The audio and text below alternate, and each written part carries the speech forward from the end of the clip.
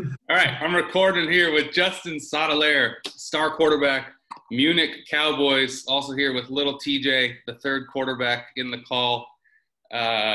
Justin, how you doing? Pretty good, man. How are you? Oh, I'm doing great.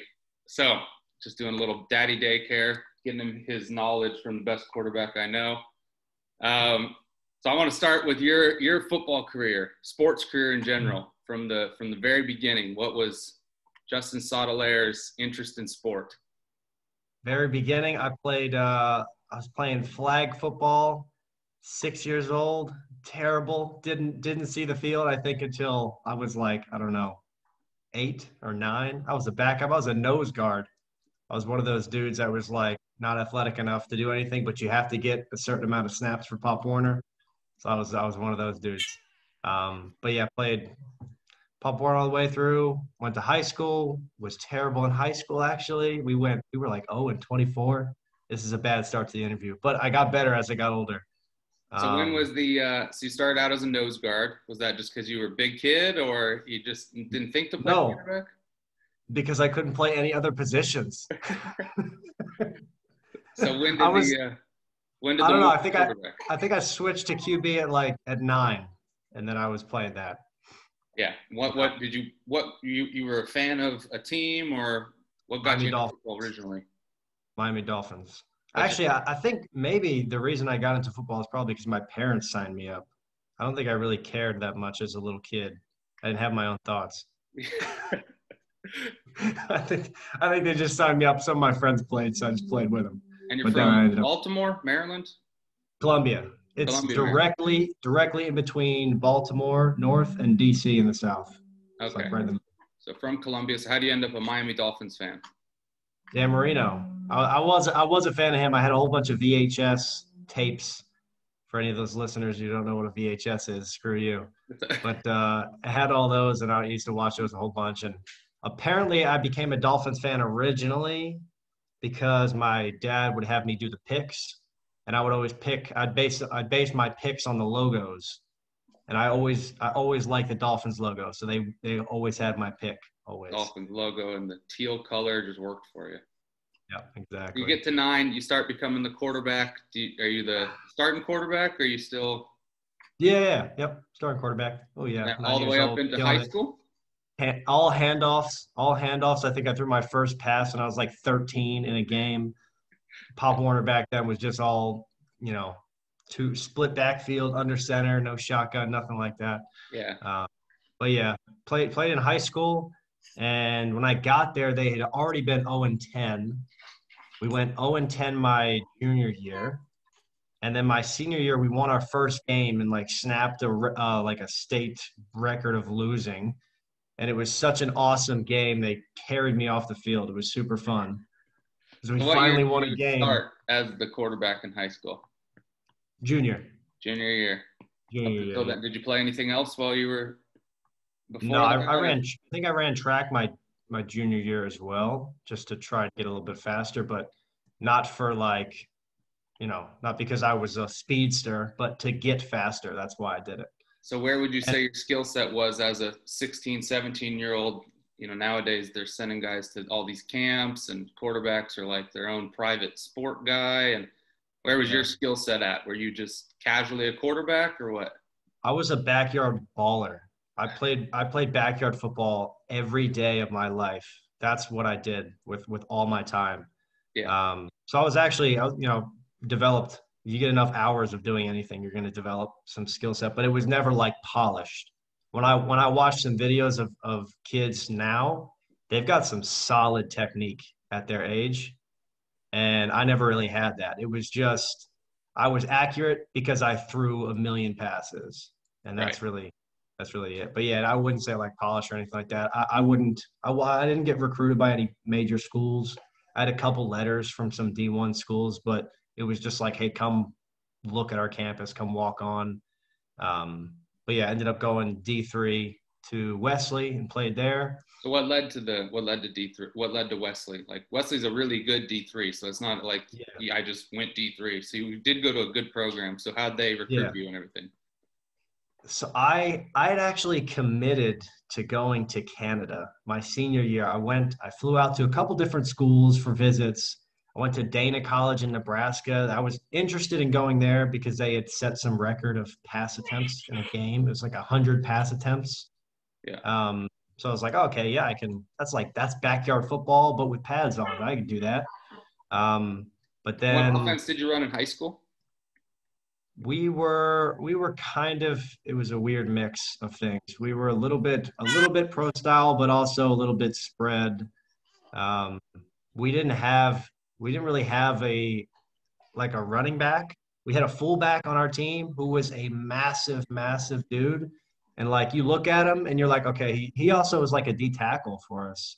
Like he wasn't like a stereotypical running back. So we kind of just mixed things up and did a whole bunch of weird stuff. Um, but yeah, I don't know. It was a weird mix. But yeah, leaving high school, I actually accepted a scholarship to go to play in St. Francis Xavier for the X-Men in Canada. Yep. And then I went up there twice on my second visit. It was like, I don't know, late April or something like that. It was near graduation and it was snowing. And the guys were wearing shorts and a t-shirt. And I'm like bundled up in Under Armour. I was like, all right, this is ridiculous. Like, if this is what your summers are like, I'm probably not in for this, like long term. So I ended up backing out of that. And then, yeah, it's just like, working up to Wesley was only a few months away for the start of the next season. I hadn't committed to a college. So I ended up choosing Wesley because it was the best option that was available. And thank God. I mean, that was the best decision that I made. The coaching staff there was I mean, they're elite for a reason. They're good every year for a reason because they know what they're doing. They have a good system that's set up. So I got lucky with that one. And when you got there, so there's a quarterback lineage kind of out of Wesley. So what was going on with the quarterback room when you show up at Wesley? Freshman year, there were 8 dudes, and then we actually had a senior quarterback at the time. And I remember talking to his sophomore QB, who's really cocky, the only QB with a visor and always swagged out and everything. And I remember him like saying, "Yeah, okay, I'm going to take the starting job." And it's like, this is the senior quarterback who's been there for the 4 years, and this new sophomore kid saying like, "Okay, yeah, that's my job. I'm taking it." And he did. He did on the second game. He was a starter. He came in at the end of the first game, and then he just dominated for the next 2 years, his sophomore and junior year. And then he came and I was his backup for 2 years. I got to start one time my sophomore year when he was out for a game. And then his senior year, he came in third play of the season. He was All-American his junior year, preseason All-American, huge expectations. And he tore his ACL third play of the first game. So I ended up stepping in and playing for that year. And then he ended up coming back and playing the next year. We had a battle in camp. How'd you guys do? So you're the starter for third play. Yeah. How'd you do? How was that season? First year as a college starter. So regular season, we had the toughest strength of schedule and for D3. So we finished the season as the number 1 overall ranked seed for the playoffs. Like going into the playoffs, we were ahead of Mount Union and Whitewater. Whitewater had to come to us. I mean, they won the national championship that year, and they proved why they should have been ranked number 1 overall seed because they freaking destroyed me. But I played pretty decent. I can't remember the name of the awards that I got, but I think like South Region Player of the Year or something, or I don't know. I got some awards that year and played decent enough for it to get me preseason All-American for when I came back the next year. So you guys won every game but the playoff against Whitewater? Yeah. Oh, wow. Mm-hmm. Okay. So you've just done through all that. Then the next year you're coming back and you've got 2 basically All-American quarterbacks, same team. Yeah, that was a pretty fun battle. And then also that year, a new kid came in, Joe Callahan, who ended up going to the NFL and being absolute stud. So in that little battle with my senior year and McSweeney, he ended up winning that. And then I sat out, played the next year. And when I came back, Callahan, I was a senior and Callahan was a sophomore and a redshirt sophomore or something. And that dude was a freaking beast. Like, he did not make any mistakes. It was it was a tough battle for me. And you're supposed to be senior QB, the absolute stud, preseason All-American, all that stuff. And this dude is coming in and he's just like, and he's more advanced. He has a stronger arm. He's more accurate. Did not make mental mistakes. So it really forced me to kind of like up my level a bit, which was awesome to have that little competition. How were you mentally the year that you didn't win the starter job? How was that moment when they're like, "Hey, you got second"? Yeah, that actually sucked. But I took it as I took it in stride. I basically said, okay, well, I understand, like, it's business decision. I think a lot of dudes, and I had people tell me, like, are you going to transfer? Are you going to transfer? Like, no, like, this is where I'm playing. If I lost, then I lost. That's how it goes. And that means that I did something wrong. So I need to figure out exactly what needs to change to do it the right way. So I spent that year actually as a coach and watching a whole bunch of film and trying to learn as much as I could from that season. And then I was also like up in the booth and helping to identify the defense. And it was I turned something negative into a positive because I kind of looked at football a little bit differently after that. Because once you switch into coaching, then you really start to see the bigger picture rather than just what you see as a player on the field. Right. So most guys would have probably transferred. Why do you think your brain wasn't wired that way? Especially nowadays. Quarterback doesn't win a job, gone. Especially if you're at a good program like that. There's plenty of places he would start at. I think most likely because of the way that my parents raised me. I don't remember too much, but I remember they used to tell me that I would want to quit every single season when I was a kid, like 5, 6, 7 years old, all the way going up into Pop Warner. I would want to quit. I'd want to start the season, and then midway I'd get bored with it, and then I'd be like, yeah, okay, I'm done. I don't want to go to practice today. And they would force me to go. Once I started, they said, okay, if you want to quit after the season. But you committed to it, you're sticking with it, and that's just how it is. That's the way the world works. So I think that's probably just stuck in my brain and kind of continued from there. So how'd you guys do when you took back over senior year? We did solid. We lost. I think we went on to no. We didn't go undefeated in the regular season. I think we lost one game to Mary Hardin Baylor, and then we ended up losing to Mary. No, I'm not sure if we beat them in the regular season. I don't remember. We lost them in the playoffs that year, quarterfinals, something like that. Pretty good season. Nothing spectacular. It was honestly, it was standard for Wesley. I think for most Division III programs, they would look at that season and be like, oh my God, this is an amazing season. For us, it was like we didn't win the national championship. So then we lost. That's it. You had basically 2 years between games, but you also had a year of learning. So how would you say, was it rocky starting back off, being so long between game reps, or was it slowed down? What happened? So my first game of the season, I like, if you look at the statistics, it looks decent. Like I threw, I don't know, 4 or 5 touchdowns, something like that, over 300, 400 yards. But when you look at the film, you can see the nervousness that I had. I remember the first fade that I threw landed like 10 to 15 yards in front of the receiver. And then when you watch it on film, it's like, oh, come on, dude, what are you doing? Get your shit together. But I think, after the first, you first get the butterflies out, then after that, it was pretty normal. Also, there was a big difference in the guys that I had. My junior year when I started, the average height of my receiver, they were taller than me.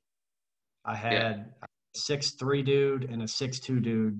And then my slot receiver was also relatively tall. My tight end was a big dude.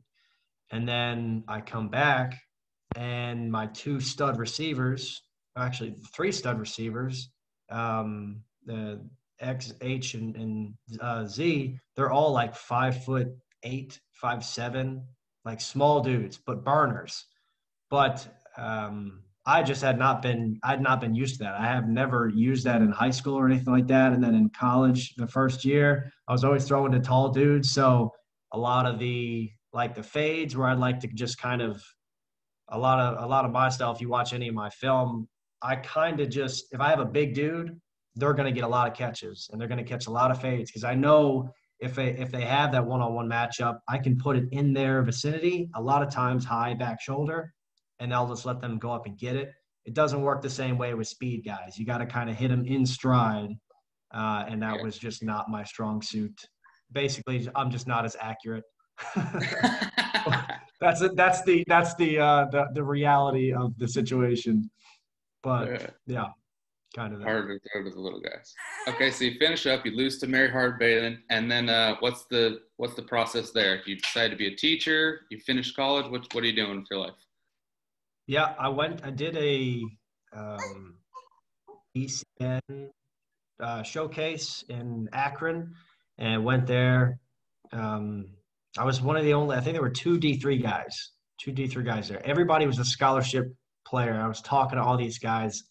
I'm like, none of these dudes had to pay for school. I'm sitting there with all these student loans. And I'm like, God damn it.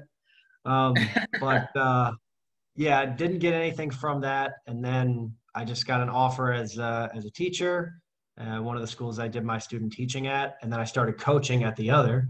And yeah, for that year was just teaching health and coaching football, and that's it. And I started training one of the young quarterbacks from the varsity team, like personal training him with football stuff. And then randomly I got a couple different messages on Facebook because I didn't know that Euro players or the podium existed. I don't think the podium actually existed at the time, but Euro players, I didn't even know that was a thing. And I'm just sitting at my desk, in school, and I get an email or a Facebook message from the Paderborn Dolphins, and they hit me up and were talking to me about playing football. And I was like, okay, well, I don't think this is actually real. They're telling me that European football is a thing. I quickly Googled it, couldn't find anything, and I was like, all right, whatever. It's not real. It's just a prank. And then another team hit me up, and then another team hit me up. And I think within like a 2-week period, I had 3 or 4 teams that had contacted me on Facebook. And the reason they knew me is because I guess another QB from Wesley, Chris Warwick, had played overseas, GFL 1, and played quite well. So I think they were just looking for Wesley QBs, and so I was the most recent graduate. So then they hit me up, and I ended up taking a job playing for the Franken Knights, and we went over there.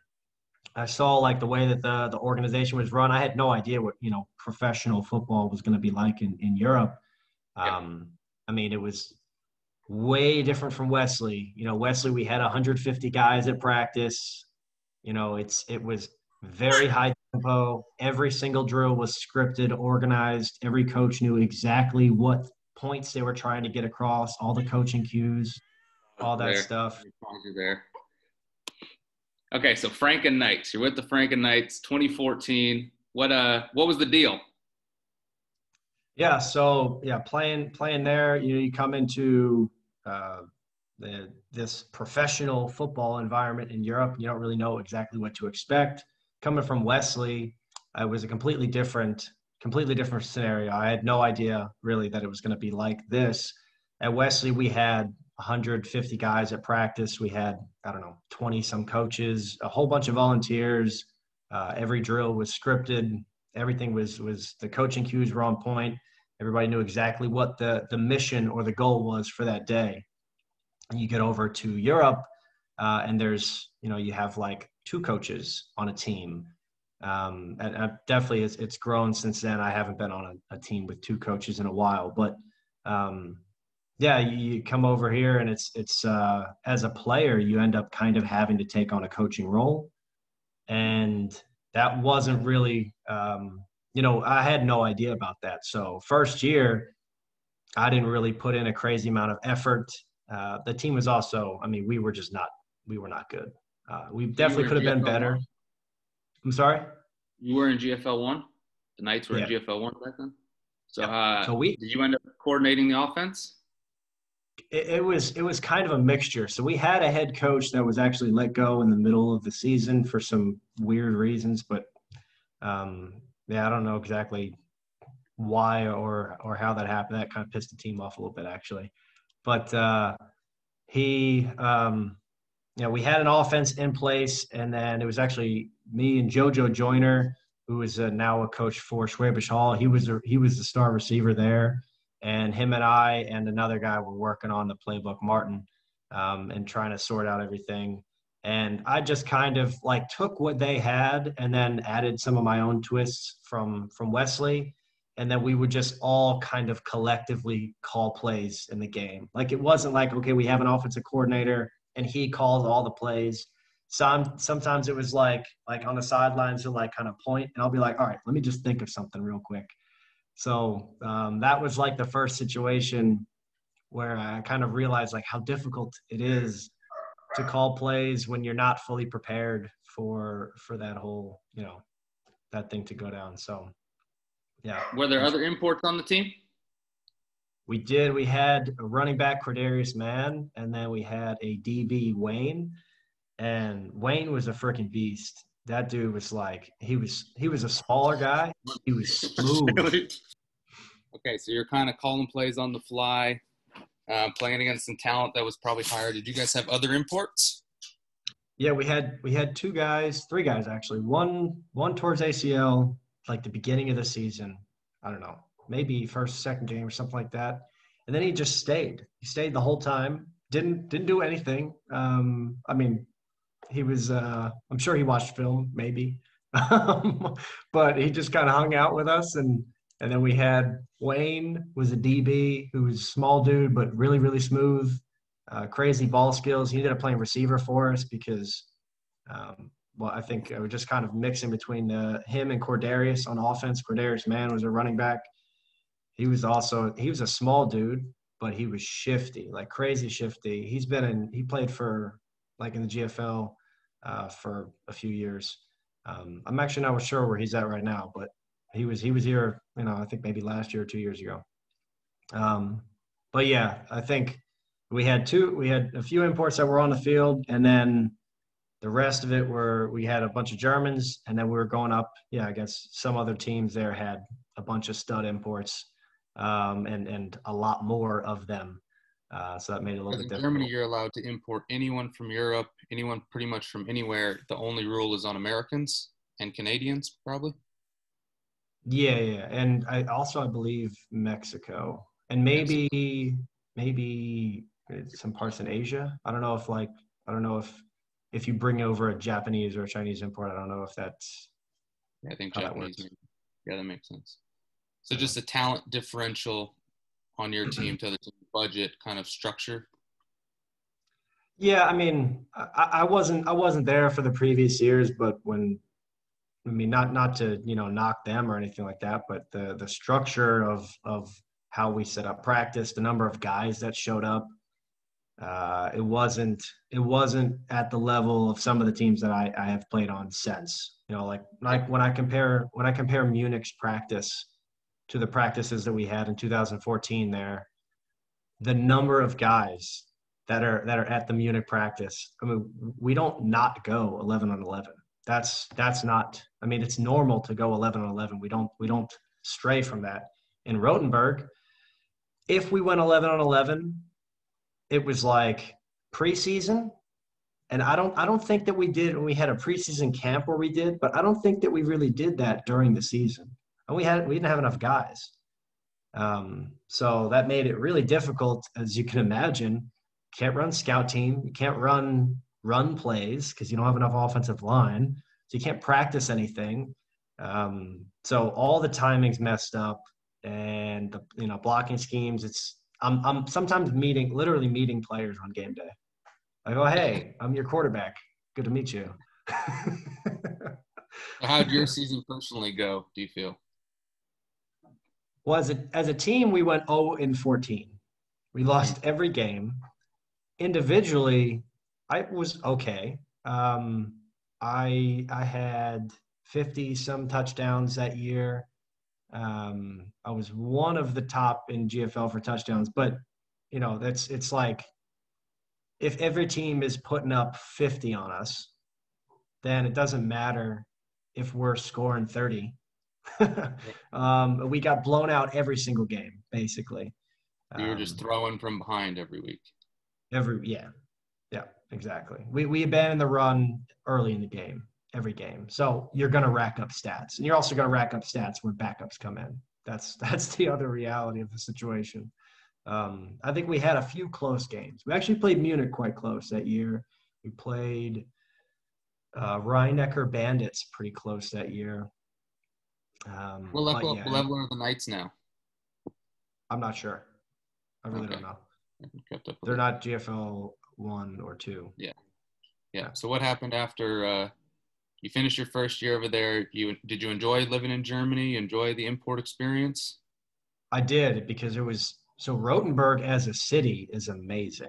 It's a city within a wall. It's like what you think of when you think of like a Disney movie, when you look at like a castle, like that's what Rothenburg is. It was like a little Christmas Wonderland town. I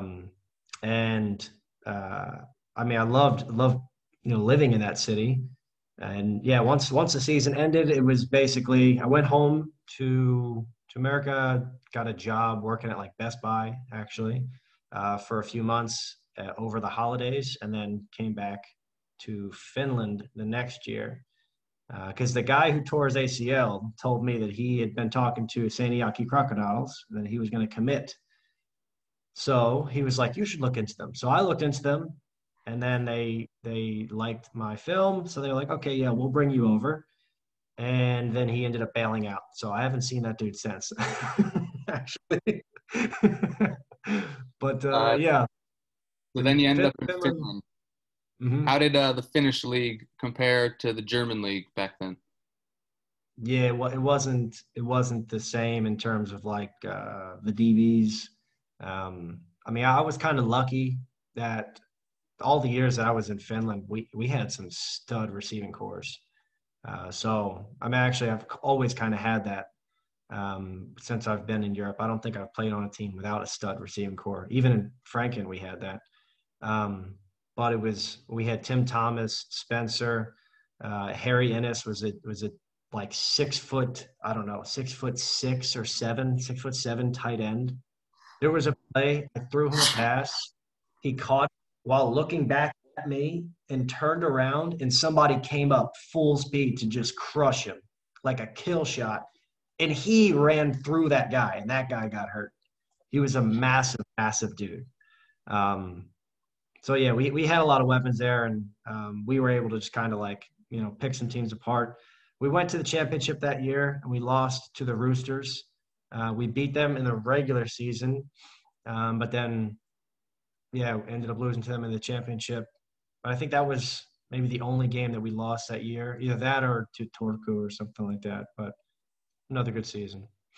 How about life in Finland? How'd you like that? The city of Seinajoki is not as exciting as the city of Rothenburg up to Tauber, because it's not that Cinderella town. But it is, I mean, it's a nice area. Finnish life in general, the standard is a crazy high quality of living. I mean, it's like, it's also pretty, in my opinion, it's more westernized than Germany in some ways. The stores that you have like these major shops that you can go to, kind of like a Walmart. And that's what people regularly shop at in places like Finland, versus in Germany, when I go grocery shopping right now, I walk 5 minutes to a Lidl or a Penny, and it's Yep. a small store that I get all my groceries in, but it's limited. You're in Finland, you have the car and you drive, and you have this massive Walmart type of store. Right. Yeah, but also like you had the one thing I had to get used to in Finland was the 24-hour sunlight during the summer. That was a bit of an extreme situation where you like come out of the club and it's 4 a.m. and the sun is like or 3 a.m. it's bright and shiny and all that stuff. So yeah, that was kind of cool. I had to get a sleep What about mask. not having with just speaking English? How did that go over in both countries? Fairly easy. Uh, Yeah, I mean it's I think it's quite easy. In Germany, you have a lot of Americans over here from the military, and then it kind of just branches from there with people end up coming over and then staying here, and then everybody in Germany, I mean they learn English in school. In Finland, same thing. Everybody speaks English for the most part in the younger generation, especially anybody who watches television because they don't like dub over. They'll do subtitles, but they don't dub over the voices in Finnish. Hmm. So you go to a movie theater in Finland, you're watching it in English. So everybody really speaks English. I didn't have any problems whatsoever. The only time I had problems after Seinajoki, I went to Russia, and in Moscow, no one spoke English. I could barely speak to my teammates in Moscow. Been Yeah. down that road. Yeah. What led you to choose Moscow? So you lose to the Roosters, and then you're Uh, like, all right, you go to Russia. That's an interesting choice. so after I lost, I was talking to the team to see if I can so they could extend my visa to stay over the entire winter and then train because I'd re-signed with them, so I was going to play Yep. with them the next year, and so we were kind of working on that, and then it wasn't going to work out. But then right when I was about to leave, I got an offer to go there, and so I was like, okay, yeah, I'll do that. So I went to Moscow for I think like 2.5 months or something like that, and then came back to Finland, stayed for a few more weeks, flew home for a few weeks, and then came back, and it was already ready for the next season, basically. How was the season in Moscow, Russian football? That was strange. That was really strange. They lost every game, and then everybody makes the playoffs in that league. They lost all their games, and then they were like, "We have money, so we're going to bring in 4 imports." So they brought over like four guys, and we were studs over there. Like I was Johnny Manziel in that league, and honestly, it was kind of boring. You don't want to do that, but I wanted to stay in Europe, so I was like, oh yeah, I'll take it. But it was definitely an interesting experience. I've got some like I don't know if I could tell these stories, Oh but I yeah, got give some. one good story of at Okay, least. all right. Didn't know if I was So gonna make it. so this will kind of like sum up. I think this is a story that I tell most people when I talk about my time in Russia. So I went. I asked one of the guys on the team if I could get a SIM card for my phone while I was there, so I could have access to internet while I left the apartment. And he was like, "Yeah, okay." So he picked me up, and he didn't speak that much English. Drove me to some place, and we're in the middle of the city, and he stops the car, turns the car off, and he opens his door. So I'm in the passenger seat. So I'm like, okay, obviously we're here. We didn't communicate because just weren't really talking. I get out of the car, I get out, close the door, and when I close the door, I notice as I'm turning around that he's closing his door, turned the engine on, and drives away. Like, what the hell am I supposed to do right now? So I'm in a place where I don't know what's going on. I don't have access to internet or anything like that. I just walk into some shop and I'm like, all right, I'm gonna get some food and I'm just gonna relax and we'll see what happens. He comes back like 15 minutes later with like a plastic bag and he's like, here, put this in your phone. And I'm like, dude, no, where did you get that? Like, what's going on with this? Like, is there a contract with this SIM card? There was no paperwork, nothing. He just came back with a SIM card. I was like, I don't trust you. I'm not doing this. So I didn't have a SIM card while I was there. At least they came back for you. I thought you were about to get Yeah, left he in the came middle. back from it. Came back. He did. That dude did hook me up with those Russian nesting dolls. Oh I yeah. actually have. I have a few of them. I got Russian nesting dolls with like my mom and dad are Eagles and Giants fans. There's a weird combination, but I got my dad the Eagles with all the players in there, and on the outside it's my dad, his face. I gave him like a picture, and they painted on there. And then same thing with my mom with all the Giants players. So that was cool. The Little positive. gift. So then you go right back to Finland, and how does that second season go with the Crocodiles? Second season was pretty good. I was working with that offensive coordinator the whole first year, Yoni, and he was. I mean, he's like a lifelong learner, and was really into football. And basically, he was the offensive coordinator, and I mean, it was my offense that I designed completely. And I was a little bit, that was kind of the shift in the mentality that I have today, where I realized, like, okay, if I'm going to actually, do well and compete at a high level over here, I need to spend most of my time focusing on that. So the first 2 years I was in Europe, I hung out with all the guys and did all the normal import stuff. And then that year, I basically was at my laptop all the time. I did player grades. I broke down all the film. I had a lot of responsibilities, like offensive coordinator wise. Created the full playbook, which is kind of like a variation of the one that I published, I don't know, 2 years ago or something like that. But yeah, it showed. I was really, really particular with my footwork and grading myself, the offensive line, the receivers, and we dominated. There was a point in the season where I was at like 28 touchdowns and like 2 interceptions or something like that, and I was really killing it.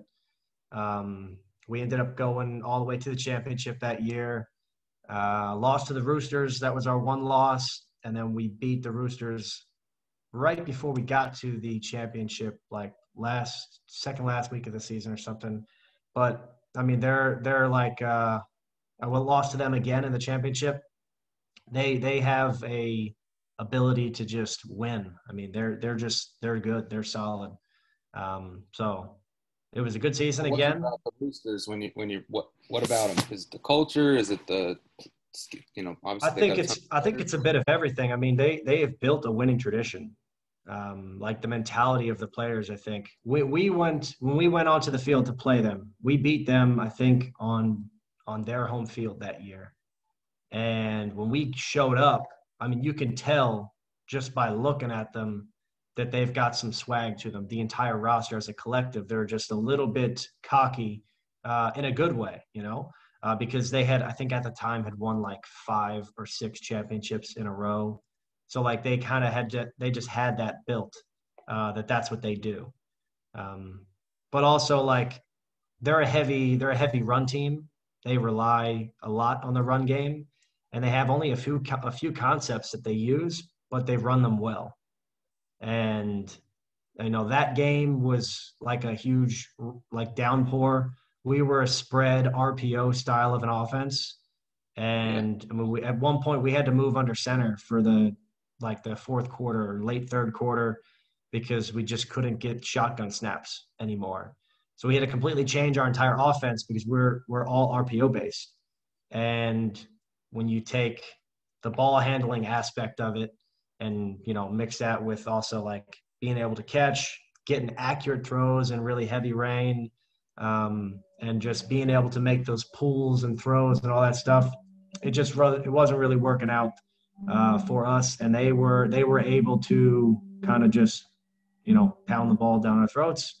And I mean, that's what winning teams do. They run well, and they can run when the environment tells them you should probably run the ball here. We just didn't have that ability. So your teams always can pass and you can always throw for a bunch of yards. Do you feel like you run into that a bunch where sometimes you just run into the bigger, stronger, more physical club and that kind of Yeah, been a yeah. thing? So I mean, that's kind of like for me, one of the things that I've been trying to work on the last few years is like if I call plays, I don't want to call pass plays. I want to think run first because I know that you can beat not shittier teams, but you can beat teams that aren't at a, like, they're not consistent with whatever their coverage, their reads, their footwork for anything. If they have any tells or they're obvious or limited in what they can do, or you have a mismatch you can take advantage of, you can beat a lot of teams like that. But when you get to the better teams, you have to be able to run the ball. And if you're beating lesser teams by throwing a whole bunch, then you run into a team that you can't necessarily do that against, and you have to rely on the run game, then you're screwed. So you need to practice running the ball. So one of the things that I've been focusing on for myself is always keying the box, identifying exactly what is the best run concept that we can use in any scenario. And then from there, then if I need to think about the pass, I'll do that. But trying to switch the mindset from like the backyard football, okay, let's throw it, to, okay, how do you win championships? You win championships by running consistently well. Right. So you finish up there, second season with the Crocodiles, and that's when you came to Australia? Yeah. Mm-hmm. What led you to Australia? Beaches and sunshine. That's it. Beaches and yeah. I wanted to hang out with a bunch of spiders and snakes that could kill me. That's it. Yeah. I'd been looking. I was actually kind of debating whether I was going to go to Spain that year or Australia, because I really did want to have, like, I'd lived in Finland for quite some time and I had already committed to go back to Finland. And I had actually kind of spent a winter over there while I was in Moscow and back to Finland for a bit. And I wanted some nice weather. And I knew that the situation in Australia was going to be not like the high competition in terms of what I was used to in Finland. So, when I got there, we were lifting heavy 5 times a week, something like that, every day after work. So it was nice. I was able to kind of use it, not as an off season, because we were still playing, but to treat my body kind of like an off season and try to get really into the weight room there. But yeah, it was also really fun playing in Australia because you got all those dudes who play Aussie rules and rugby. All the guys who play Aussie rules, like, they're coordinated, very, very coordinated. And that's one thing that I think you kind of don't have in other places, where I feel like most people can play a little bit of receiver because they all have that hand-eye coordination. So again, in Australia, we had a stud receiving core with those dudes. Yeah. And then you, of course, playing everything. What do you think is the thing that holds Australia back? So it's not the athleticism of the kids. So I asked an Australian this yesterday on this. It's in the trenches, I think, definitely. But that's what holds almost everybody back. If you look at all of the elite clubs in the world, they all have stud offensive and defensive lines. That's the difference maker. Athletes, okay, that does play a role, because if you got, if you have that speed or height that you can use as a receiver and you can just beat somebody, then that's different. But for the most part, I think it's the big guys, the technique, the coaching, the understanding of the schematics, and making sure that everyone on the roster knows exactly what they're supposed to be doing for run plays. I think that's like the difficult part, but that's more of like, you have to bring in coaches. You have to bring in a true offensive line master, someone who I played offensive line for a few years in high school, and then now I'm coaching here, but somebody who played at the NFL level or coached at the NFL level and is retired and wants to just, like, you need to get somebody with a massive amount of knowledge to pass that on. Yeah. There's a weird thing with Australians where it's like their attention to detail is just, I don't even understand. Nothing against Australians, but I just don't understand. You're speaking the same language as me, guys. What's going on? But in all these countries, and the Brazilian can get what I'm saying better than you can, and he doesn't know what I'm saying. So I was looking for your theory on that conundrum of my brain. I don't know about that one. I really I don't don't know know. about that one. So good season in Australia, and then you're going back to Finland, but not with the Crocodiles, correct? Yeah, I went back for Vasa, and that's where we had a coach, John Booker, who was, and he played offensive line at a very, very high level, and he was like a true master of his craft, and that is like I learned a whole bunch from him, and a lot of the things, the thought processes that I have now in terms of playbook, play calling, play design, all that stuff. I take a lot of that from him. Um, and yeah, we were, I mean, again, pretty competitive, good. Got to the championship again, lost to the Roosters again. I think that was like their seventh in a row that year. But Of yeah, your we're three still, Finnish teams, which do you think was the best? If you had to rank them one, two, three, in terms of talent, in terms of if or your three Finnish teams played each other, which one was the best? I mean, I'd say the Vaza team would beat all of them, but talent wise, the 2016 year we were loaded. I mean, Second Crocodile team? yeah. I mean, they Yeah. they they did not spare expenses in terms of imports. Our team was a giant team of imports. We Yeah. only had a few Finnish guys. There was this meme that was going around.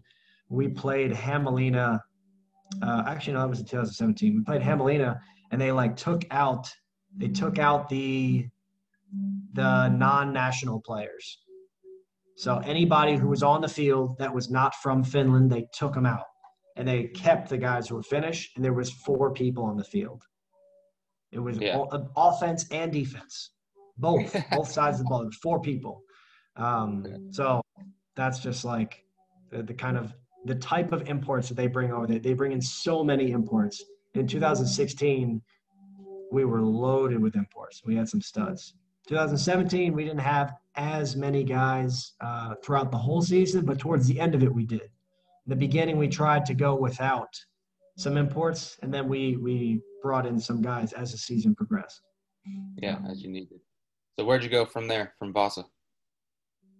From Vaza, I went to Spain. I went to Okay. Spain. Valencia?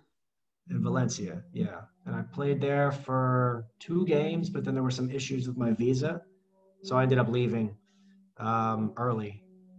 Yeah. Um, yeah. What were your And takeaways from Spain, even though it was a short time? I really liked it. I mean, the guys really, really cared about it.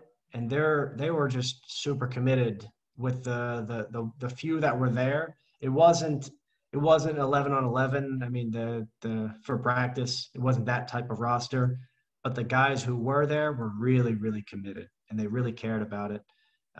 So it was fun to be in that environment, and they were also very accepting of information. I was in a weird situation there where I get there, I met the offensive coordinator and head coach, and he had his whole system set up, and then like 2 weeks later, he quit and left. And then they were looking for another guy. So they hired this other coach, or they said they were going to hire him. He was going to fly in, and he sent me his offense. I quickly learned it within a few-day process, and then I was going to present it to the team and say, hey, look, this is our new offense. And right before that meeting, I get a phone call from him that he's not coming anymore. So don't present his offense, present my own offense. So then I had to then switch. And like 20 minutes before the meeting, I'm like, what the hell am I going to do now? So I had to present a whole different offense. And then, I mean, the guys learned it well. We worked at it. Um, and it wasn't like I didn't like downplay anything or like dumb some things down. We kept the offense quite complex. And I used a lot of the stuff that we used in Vaza, and it was no problem at all. The guys picked it up very easily, even though English wasn't the biggest biggest language there, and that was a little bit of a barrier, more so than other countries. But yeah, it was fun while I was there. Yeah. So then you take off from there, and that's when you end up Comets? Yep. Yeah, for Allgäu 2018, we were with the Flying Circus offense. for the first half of the season, and then coaches ended up leaving. Myself, I took over as OC, and one of the other imports took over as a DC, Danny, and we kind of just put in our own systems for that year, made the playoffs. How was the flying circus compared to your own offense for you, comfort-wise and everything? I mean, comfort-wise, it was the way that it was taught to me was very read-based. So you didn't have to identify the defense. All you had to do is just go through your reads, 1, 2, 3, 4, and that's it. So that was a new thing to me because I had never been in an offense where the thought process was, I don't care what the defense is, I'm just going to go through my reads and someone will be open. So I mean, in terms of like preparation, we didn't really do any, and that was the thing that I was not a fan of. Like no game plans. We didn't do scout team. We didn't have like practice scripts. We basically just we just called all of the plays that we had, which was only a few. And honestly, the offense, I like the system. I think that system can work quite well. I would just want to add more variation to it and also just plan a little bit with that offense. But it worked. That system works. And how would I you think get to kind of run games and stuff? Because you were an empty every play? Every play. The only time we had massive splits, which I was actually kind of questioning at first. And when we played some of the faster teams, that actually was a problem. But for the majority of the teams, it wasn't a big issue. But they were, 2-yard splits no, sorry, not 2-yard. Yeah, maybe like 2-yard splits, not 2 foot, 2 yards or something like that. But it was huge. And yeah, we were empty every single play. So the idea behind that offense is if there's a 5-man box, which there usually is a 5-man box, you're going to have two high safety look. You're going to have a 5-man box, and then both outside backers are split out. Then you can at any time check to dive. And then basically you'd have the center down block, and then they basically double the one tech up to the mic. And that was the whole scheme. That was the only run play that we really had. We did have a jet sweep, but that's technically a pass. But it's same idea as a run. But how many times I think you carried the ball that year? Did you have way more carries then? Yeah, I had more carries that year than normal.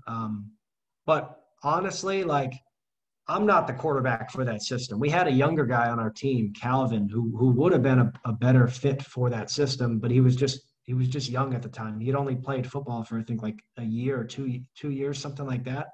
He was new, but he should have been able to run that system. Like it was designed much better for him as a running quarterback. I wasn't originally the guy that they were looking for that offense. They were looking for more of like the Tebow type of dude. Because that would have been much better. Somebody who can basically spread them out. Okay, cool. We'll just take the run. And then we threw a ton of bubbles and stay routes and things like that. I really did like looking back, and I really do like that offense. I just think it can be tweaked a little bit to improve it. Yeah. We won our championship copying you because we decided to switch to halfway through the season, went to 5 wide and ran up the middle a bunch. And Swans. Yeah, switched to your offense. That was the thing. I remember having conversations with a bunch of people at that time because that was kind of a mini hot topic in the international football community. So people would just message me about that offense randomly. And my whole thought process with that, if you have a team or if you're in a league that will not adjust intelligently, that offense is going to dominate anybody. But when you have teams that are like for us, what they did to stop us, and this was the problem we ran into, and we were just in panic mode. Like, I don't know what to do, blah, blah. They took They took their corners, they put them outside the number one receiver and funneled everything in, and they played a prevent style of defense, always funneling everything in, and then a 3-man front, and basically they said, okay, if you're going to beat us, you run every single play. And I was like, no. But that's the solution. If you're going to play prevent every single play, they're forcing our hand, basically. And we just didn't do what they said. So the solution is run the ball 100%. No. I can't hear you. Your mic is off. The other sideline yelled it at me because we were getting that same look, and they said, he's just running up the middle every play. I was like, then do something so I can do something else. Yeah, exactly. Sideline. Yeah. He's doing the same thing every play. Yeah. You're doing the same thing every play. So are you. Switch. So you go from flying circus. You put up huge stats that year. You guys end up making the playoffs. Pretty good year for the Comets in general. I think standard. I mean, they're usually solid. Usually a solid team. Did you enjoy Allgau? Yeah, I really did. Yeah, we went for a whole bunch of and things like that in that area. We had a big collection of imports. I mean, we had 5 import receivers, and we're all living in the same. We had 2 apartments, one on top of each other. So we were all hanging out all the time. So it was a fun experience. Yeah. So from there, where'd you end up next? And I end up next after that. Straubing. Yeah, after the season ended in Allgäu, the original plan was actually to go back to Allgäu, and then some things ended up kind of falling through, and ended up playing in Straubing for last year. And it really is crazy how good my receiving corners have been over the last 6 years. We had studs, like absolute studs. We had 2 dudes who came from Ingolstadt, who were a GFL 1 team, went and played there because one of their buddies was the head coach. And we had one dude, Sixton, who is right now he's playing over in America. And he was just a monster. I mean, that dude was like, you would create a receiver on Madden, that's him. Like, that's the body type and speed. And it was easy. Going to him. There were a couple teams that we played. I remember we played against one of my old roommates in Vasa. I lived with this dude. And then I realized, like, midway through the pregame warm-up, like, that's him. I'm watching this dude on film as I'm studying game tape. I'm like, this corner is solid. Like, that must be their American import. And then we get out there, and I realize it was him, it was Jeff. And I'm like, oh, shit. And I went after him with this dude, Sixton, because he was that type of dude. Like, it was a good battle between the 2 of them. But, like, you have the confidence when you're throwing to a guy like that. You have the confidence that, like, whatever the route is, in a one-on-one situation, one-on-one is designed for offense. I mean, we're going to win one-on-one matchups. So, yeah, I'm going to take those chances. And, it was fun to kind of battle that one out. But, yeah, we had some studs. And then we also had a solid offensive line and a good running back. So we did kind of a mix of everything last year. Yeah. What was how'd you guys finish the season? What was the record? We finished, I don't know what the record was, but we didn't win. We didn't win the championship. In the beginning of the season, we lost 2 games. We started off like 3-3 or 2-3 or something like that. And I had like crazy high expectations. And we lost to Ravensburg, who won the championship in a close game. That was such a heartbreaking loss. The last play of the game, I did a half rollout. So I had trips to the field, single receiver to the boundary. I told him to run a post corner. So I'm going to roll out to the right, and then I'm going to launch it back across the field. And me not having the Aaron Rodgers cannon arm, underthrew it a little bit. He went up, caught the ball, and then landed on the 1 yard line. Game over. So that sucked. But then we lost to Saarland the next week, and that one's GFL 2 is kind of, it's a little bit different than the commitment level of GFL 1. Like, if you have an away game, Saarland, it was like a 7-hour drive. So you just have guys who just don't show up. They like take vacation. We lost a game against a team in the middle of the season. They were 0-5 or something like that. I don't know. They were really not good. We dominated on the last game of the season. We should have dominated them for this game, but everybody, because they thought we were going to dominate them, everybody took vacation. We were missing so many starters, and we ended up losing to this team. It was very frustrating. I was pissed. But then we ended up finishing the season quite strong with, I don't know how many wins in a row, but we were getting everything together. And, yeah, I think at the end of the season, no matter who we played, we would have beat them. So when we beat Ravensburg, we beat Saarland. We would have beat any of the other teams if we kept playing them. But we had too many losses in the beginning of the season, so ended up out of the championship. Yeah. And then that was your last season that you played since this past season got canceled and everything. Yep. So you've been with the Cowboys basically 2 years, but no games. So kind of what led you to Munich Cowboys and everything you're trying to build there and do? Yeah, Garen, the head coach, I'm a huge fan of him. I like the way that he operates, his professionalism, his communication skills, the way that he, kind of just carries himself in front of the team. And I'm a huge fan. And I actually tried to sign with Munich last year. I met with him, and they were going with at the time, they were still going with the previous quarterback from 2018, and he ended up not signing, but I had already signed with Straubing, and they had Brady last year, who was he's a stud. I really liked him watching his film. He was all around, good player. But yeah, I ended up talking to him last year, didn't happen, and then this year I met Garen not met him, but ran into him at the podium camp. So I went to that in Schwabish Hall, and then we, got to talking. He told me, like, yeah, if you want to, if you want to potentially sign, just come to the tryout.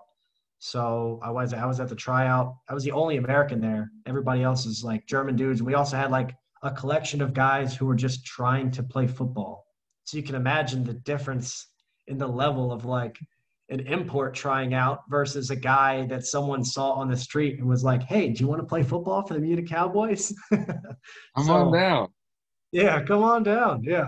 So, I went to the tryout, impressed the OC, and then, we signed after that, and I've been here since. But yeah. That's another thing. So that's kind of so where'd you get the humility to be, you've thrown for 7 billion yards in Europe to say, yeah, I'll go to a tryout for the Munich Cowboys.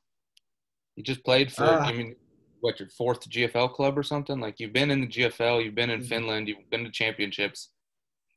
Where were you able to do that? I don't know. I mean, just in general, I think it's not really something that I actually thought about or worried about or anything like that. But if you don't, I guess if you're too confident and you don't actually just say, okay, well, I think I'm good, let me go prove it. If you don't earn it, then you don't really deserve it. I actually had a conversation the other day with one of my friends' moms texted me, and they saw that we signed another QB in Munich, and then she was like, oh, well, are you going to be the starter? I'm like, I don't know. Like, if I'm the starter, then I'm the starter. If not, then I didn't earn it. That's just the way that it is. And Allgau was the same way. We had 3 quarterbacks. I didn't sign as a starter. I signed as one of the guys who could potentially start.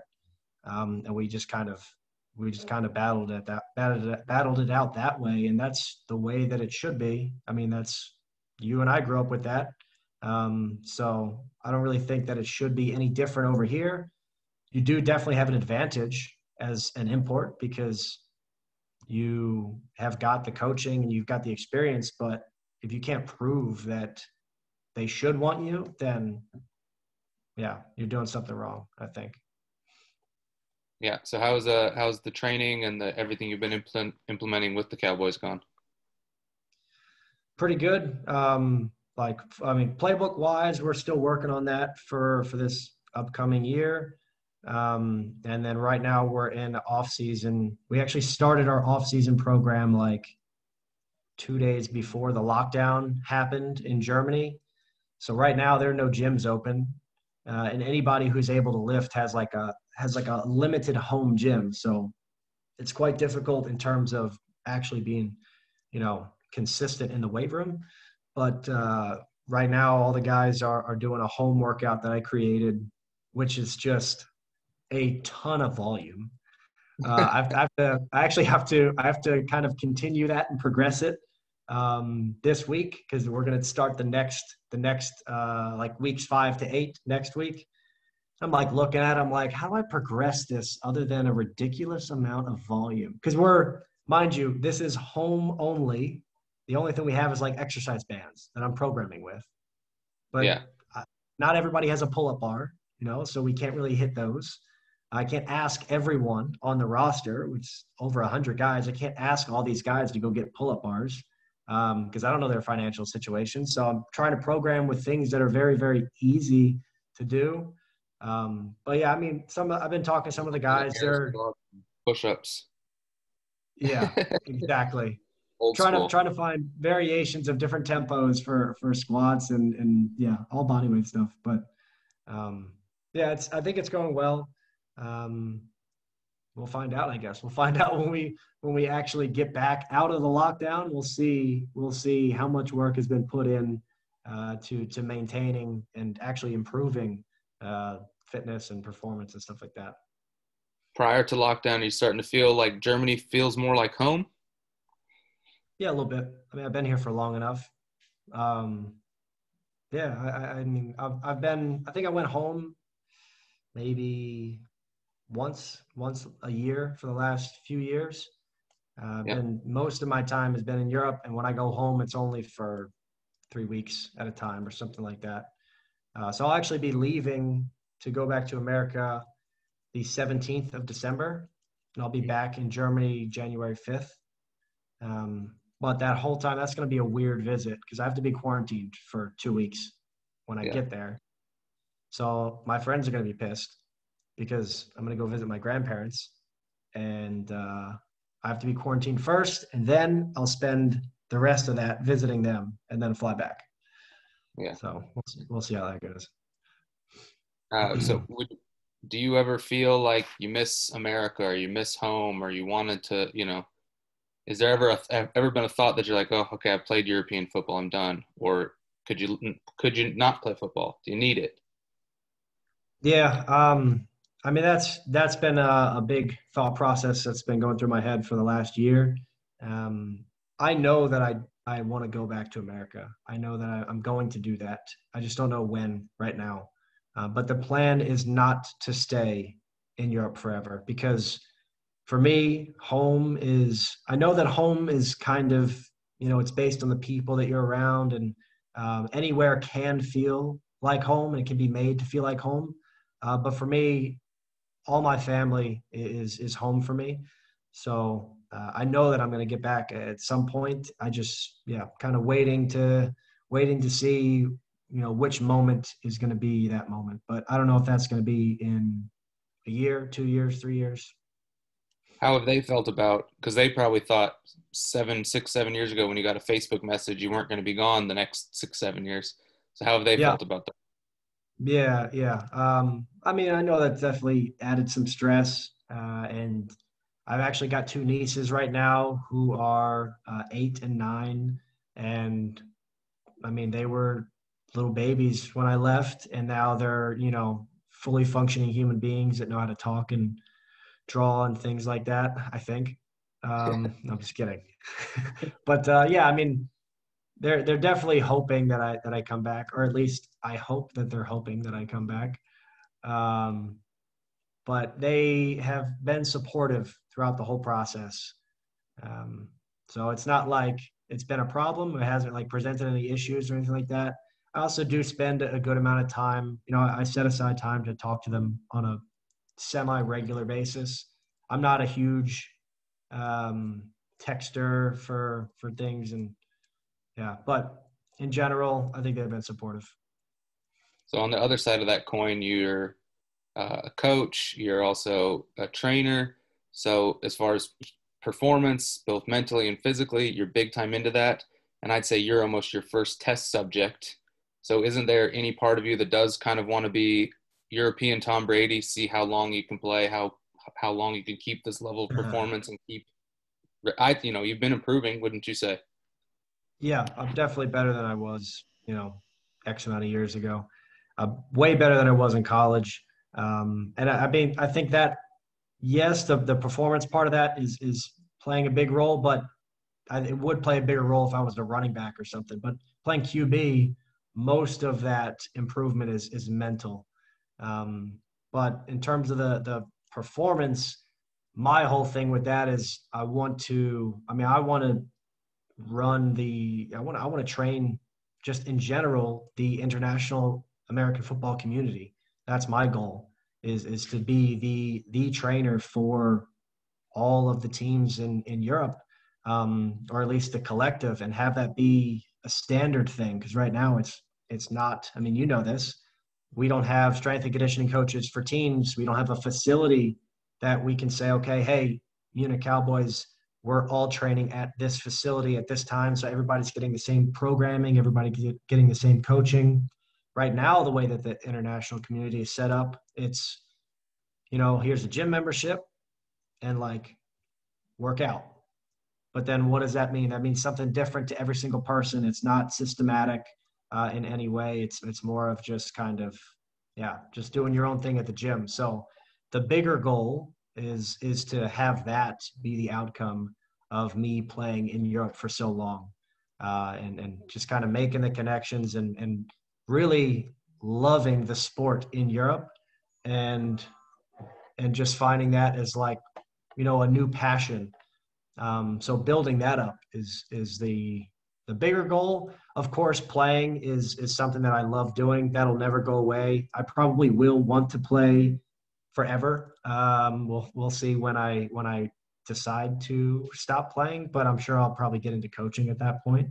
But yeah, it's How often do you think about football or think about something schematically of football throughout the day? not every single day I work on football. My schedule right now is mostly. I'm sorry. Find yourself thinking about it, though? Thinking about it, yes. I mean, I have drawings, and I have a whiteboard behind me that every once in a while I'll just have an idea and write it down. Also, when I watch football, because of course you watch a whole bunch of football, I watch it with the intent of trying to understand the schematics of what they're using and kind of see how it can be applied to our situation, because the defenses there are different. They design the plays different, mostly for, it's a whole bunch of man beaters. We don't really see too much of that for the most part, but I basically try to watch everything and then get some ideas from there and see how we can implement it into our scheme. So I do enjoy that, but most of my schedule is dedicated towards the strength and conditioning side of things. What would you say is the number one thing you see in a European kid that's come out to play functionally that they need to work on from a strength and conditioning standpoint? Well, I think the biggest thing is that most of the athletes in general they can improve their strength, and that's going to play a bigger role on everything else, because they don't use fundamental movement patterns for the most part in the gym. Talking to random athletes, they don't squat on a very regular basis. They don't deadlift on a regular basis. They don't do these core lifts. They do the variations of the core lifts. They skip the hard part and they go right to the fun part about training. So I think that's strength development is probably the biggest aspect that if as a collective everyone decided to strength train, they would all see a benefit in their overall performance because it's going to make them run faster. It's going to make them jump higher, change directions better just from adding strength, not necessarily like doing all the cool, I mean, you need to do all the other stuff as well, but that's probably the biggest change that could be implemented. How much have you seen football grow in your time here in Europe? I think quite a bit. But it's also, I mean, so looking at like the GFL in 2014, I think Schwäbisch Hall made it to the championship that year, and they were not the type of team that they are now. Because now they're just, I mean, they're stacked. They're stacked with like a lot of dual citizenship guys. I think the amount of imports now is more because there's more money in it now. So teams can bring over a whole bunch of, dual citizenship dudes. And then it's like, if you look at Schwäbisch Hall, like the way that they're doing it is amazing. They're bringing guys over not to stay for 6 months and leave, but to stay and help coach and grow the guys that are here. So while they have a crazy amount of imports, all of the players underneath those imports, they're getting a lot more coaching than normal because it's not like imagine you go in as an import QB and you're coaching the young guys that are there, but you stay there 12 months a year. And now that extra QB is getting a lot more work. So that's, kind of the growth that I've seen is that more teams are staying or having their imports stay longer. And there's also more imports. There's also more coaches that I've seen. And yeah, I don't know, because I wasn't really active in the international community before, but there's a pretty big network of coaches, on Facebook who are always in touch with each other. And they've got, groups where, you can discuss information and everybody kind of shares knowledge. So as you keep passing information around, the sport is going to grow in the quality of the coaching and the schematics, all that stuff. So I've seen, probably quite a bit. So how do you get the Cowboys able to compete with Schwäbisch Halls and New Yorker Lions and the like this season, the top of GFL? Yeah, I mean, I think I really, really think that anybody can beat anybody as long as everybody knows their job and if they understand the details of the play, anything can be successful. Any team can be successful because if you really understand your schematic, what you're trying to accomplish on that particular play, and you understand the decision-making process, the footwork, the hand placement, all of that stuff for every single position, then it's just about executing.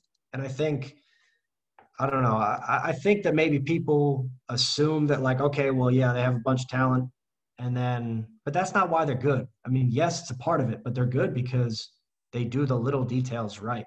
So the idea isn't like for Munich, we're not going to bring in, we're not going to have 15 imports. That's not going to be our thing. But if we can get these small details right and really like focus on those fundamentals of every aspect of our game, then we have a chance to compete with anybody. And I don't think anybody would argue that, that is the way to growth, like long-term growth. And also just, I think it's better for the international community in general to have a few less imports than we have now. I think that's probably the direction that I would say we should aim in as well. If someone had never seen Justin Sottilare play, what NFL player or person would you say that's kind of who you're most like or who you most model your game after? Matt Moore. I'm just kidding. No, modeling my game after. I don't know. Honestly, I don't really think about stuff like that. I don't really have a particular player. I try to I try to use Brady's footwork, but I mean, he's Brady. He's crazy consistent, and I am not. I mean, in terms of pocket movement, I don't really think I emulate anybody because that's an area that I, need to develop um, a whole bunch. Throwing motion stuff, yeah, I don't really have a guy. I think in general for me, I just try to look at what a group of QBs are doing and then find out the positives of that I can try to implement. But some of the guys that I look at, um, I mean, I've watched the Bengals QB a whole bunch this year. I really like him. Um, Brady, of course. I didn't really watch Manning too much. I really like Rodgers. I like his throwing motion. His style is very fluent and just quite natural. And there's throws on film that I've seen that I do that, but it's not every single throw. Not like he's completely fluent with every single throwing motion. I'm not like at that level, but there's some plays where I'll try to get that if I can. Um, but yeah, just a group of dudes that I watch and study from. What's the thing that you think you have to work on the most about your gameplay, or you focus on the most? If you have this whole year to get better, Yeah. hmm The what's the thing you focus decision making processes. Yeah. If you can really master, like every play is a problem. So I get to the line of scrimmage. I see what the problem is. I have a solution. It might not be the right solution for that problem, but I have a solution here. The decision making process to say, okay, well, what is the problem? What's the solution? And then from there, when the play starts, that's a new problem. Like that's the start of the next level of the problem. And then each read is again something that needs to just go through in a checkpoint. So for me, yeah, the mental side of things of saying and being disciplined with not allowing any emotion whatsoever to dictate decisions and just kind of saying like, yeah, okay, for this concept, this is what I need to do. I need to key on this safety and I need to go here to here. If this, then that. And if I can get really good at that, then you don't need to be crazy athletic. You don't need to have anything special about you at all. And you can just win by making consistent, better decisions. So that's the main thing. So you've designed your own playbook, your own, you call it system. Why is that the system you choose, and how did you come about building that whole thing? I, I stole it from everyone that I know, all the good ideas that I know from everybody else. That's what I did. The playbook that I created and I gave out in 2017, 18, something like that. It was a combination of my Wesley offense, my Wasa Royal offense, some concepts in like combination of concepts that the Patriots and the Dolphins do. So I stole a little bit of everything. And then after playing in Allgäu, I stole some of that stuff as well because I really liked it. Um, Last year, playing in Straubing, I stole some of that stuff. I just, every year I'm gonna find because every coach has their different like bread and butter plays. If you get a collection of really good bread and butter players that don't like, they don't completely mess up your system. If you add too much and it doesn't fit with your system, then it's gonna just conflict and it's gonna be a problem. But if you have enough stuff that is, it seamlessly goes in, then yeah, I'll just add stuff. So that's it was a long process. The first time I just had to sit down and I was actually watching, I was trying to get the run stuff down. And I'm watching Wesley's offensive line so I can look at inside zone. We were playing against Mount Union. And I'm watching us play them, and I'm trying to get our offensive line rules to create them myself because I didn't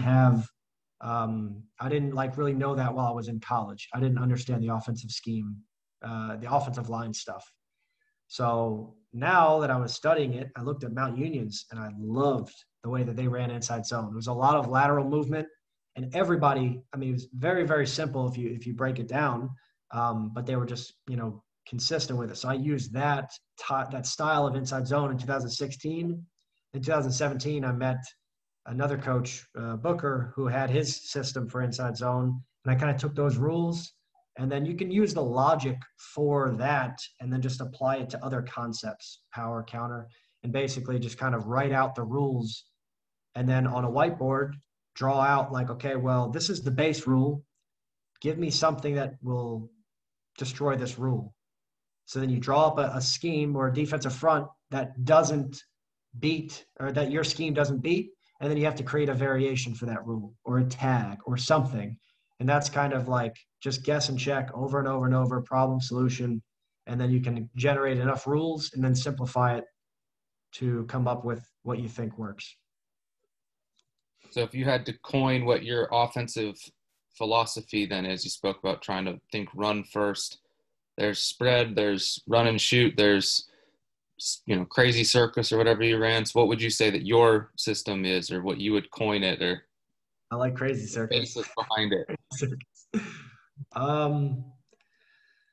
Yeah, I don't really like putting like a label on something, because if you like in general, if you have like, okay, this is what we do, and if your answer is that always, like let's say as a coach you say, okay, well, we always convert all hitches to fades against a press corner.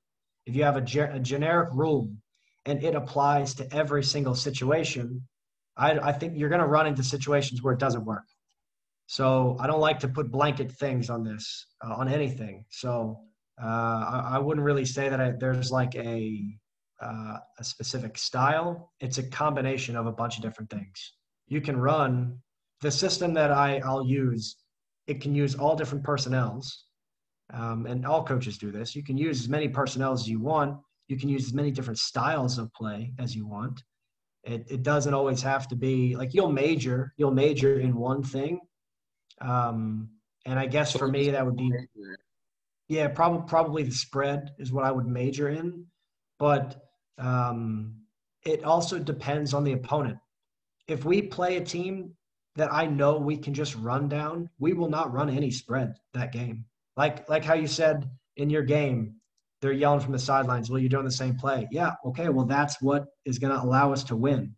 So if you guys would have won that game by going double tight end, a wing, and a fullback and a running back, then do that, and the system should allow for that. There should be rules built into the system that allow you to use the same concepts with as many methods as you want. And that way you're not really defined to one way. Like we're run and shoot. We are spread. We are pro. We're not anything. We're just whatever the opponent tells us we can do, we're going to do it. And we're that. Are you more huddle or no huddle? Yeah, that depends on the situation. I like to use different tempos. So sometimes I'll always huddle the first play of every drive. That's what I was taught in college. And we did huddle first drive, our first play of every drive, and we huddled in the red zone. But and then we were no huddle for everything else. I like to mix it up. Sometimes we'll go like no huddle, slow tempo. So we'll get the play clock all the way down to 2 seconds before we snap it. Or we'll go, no huddle where I don't even look for a play from the offensive coordinator. I just tell them I got it, and I quickly call something, and we snap it, as soon as possible. So I want to get them in their base defense, and I'm going to call it base play, something like that. Yeah. How important are things like snap counts for you? Not as important as they should be. I mean, like they are important, but I haven't put a huge emphasis on them. That's one thing that I definitely need to research a little bit more, because when I hear like interviews with Aaron Rodgers, him saying that they have so many snap counts, we don't have that many snap counts over here. I don't know anybody who has that many snap counts over here, but that's definitely something that I need to maybe talk to some NFL guys and get what type of snap counts they use, and then see how I can simplify that concept for over here. Yeah, how to use that better. Uh, what's been your favorite memory of any of these years? Best memory. Best memory. Oh Pick God, you're one gonna get me moment in where you're like, trouble. that was the best game, best memory. The first thing that comes to mind if Ah, someone's like playing overseas, what is it? Doesn't even have to be playing. Could be we were walking yeah. out of the house at 3 a.m. Okay. First thing that pops in my mind right now, we're playing against Turku in 2015, and I had my buddy Spencer on the outside. We had two hitch and goes, and I didn't want to go to him because he's a slow dude. He is not an outside receiver. He switched to slot after that season, and he played with me in 2016, 2017, and 2018. He played with me. He went to Vasa, and he played with me in Allgäu as well. And he was a slot receiver every year except for that first year. But I drop back, hitch and go. I look to him because I want to look off the safety and then throw the hitch and go on the other side, single high. And I realized that this guy wasn't winning. So I had to go back to Spencer and I hit him. We're also down at this point. We're losing the game. And only, I don't know, a few minutes, maybe a minute left or something like that in the game. And throw it. He catches it in stride, runs it in for a touchdown. And it was the loudest that I've ever heard a stadium in Europe get that I have been playing in. And it wasn't even a big stadium. We didn't have that many people, but they went wild. And it was a pretty cool feeling. And that was, yeah, game-winning touchdown. Ended up winning the game. So that was cool. So you've had amazing receiving cores. If I made you pick, what should I say, two receivers, four, one, which one of those? You can pick one, two, or four, your choice. Either build up the whole core or just go the one guy or the two guys. Not make it too hard.